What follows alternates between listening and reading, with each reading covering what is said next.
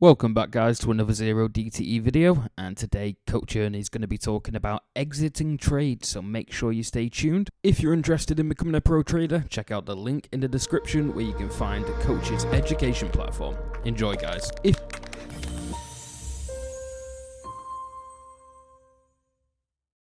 I'd like help on exiting a trade in toss, especially when you cannot monitor it and lock in profits.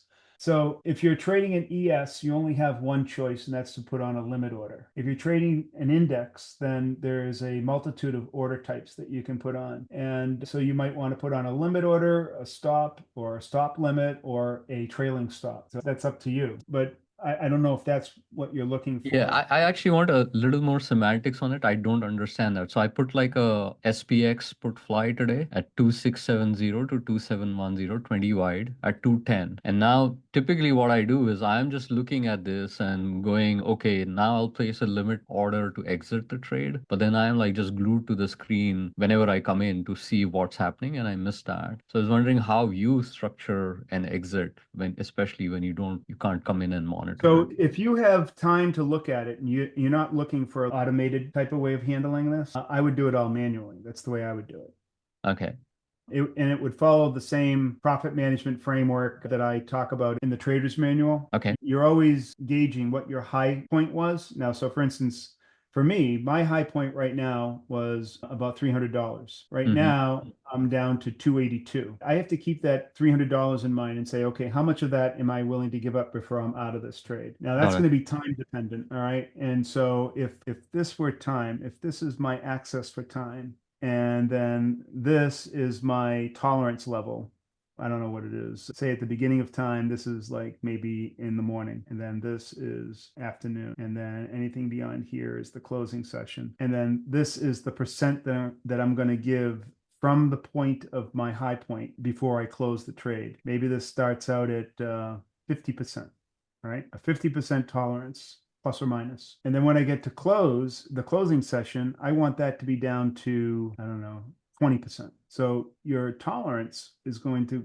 be like this. It's going to slowly be squeezing throughout the day. And as long as price stays inside of your tolerance, you stick with the price. You stick with the trade. Got it. Now, you could do that with a trailing stop, but you're going to have to update it periodically because you're going to have to keep on tightening it up as you get closer and closer to that closing session. And you're going to have to update it if the value of your trade is going to increase, because it will, because this is continually going up. So this is going up. And see, the reason why you're squeezing like this, your tolerance, is that while this is going up, this curve is getting steeper. And so the slope of that curve is getting more. That means that the sensitivity to your price is getting more. So you have to squeeze it when you're getting more sensitive to the price to ensure that you're not going to lose too great of a percentage of your maximum unrealized gain. Like in the beginning, I'm sitting here and a 10-point move brings me down. Let me see. How much did that bring me down? From here at say 314 to here. That's a 10-point move. I lose $60. A 20-point move and I lose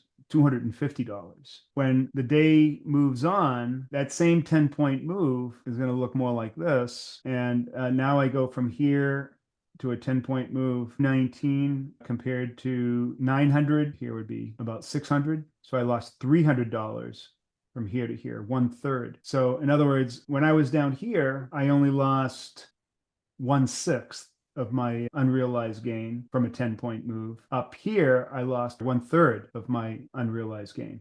So the amount that I lose in the same price range doubled or tripled actually, right? As this is growing. That's why when I'm talking about your tolerance, if it's this wide in the morning or the afternoon or the closing, that sensitivity to price, the amount that you can, let's say, moves this much, and that's how much it moves, and then this is the change in your price or the value in the morning. In the afternoon, it looks more like this. And then in the closing session, it looks more like that. So that amount there, it's becoming more sensitive. So therefore, when you get to that closing session, you want to also adjust your tolerance level to match that. Thanks for watching guys. I hope you enjoyed the video, and if you did, make sure you hit that subscribe button and hit the like button below. If there's any questions that you might have for Coach Ernie, make sure you leave them in the comment section. Thanks guys.